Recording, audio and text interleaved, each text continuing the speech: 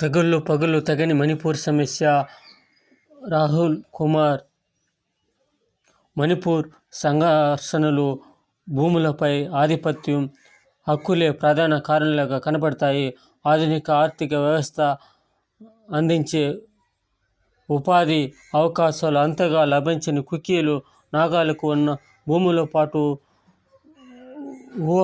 ఊహల్లో ఉన్న భూములను రక్షించుకోవటం అస్తిత్వ సమస్యగా మారిపోయింది.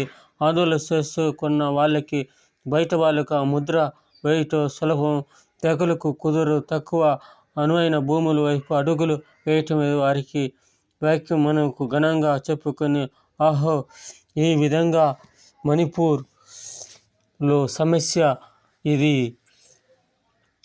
కులమతం అని రెచ్చగొట్టే వాక్యాలకు ఇది సరిపోతుంది. ఈ విధంగా నా కులం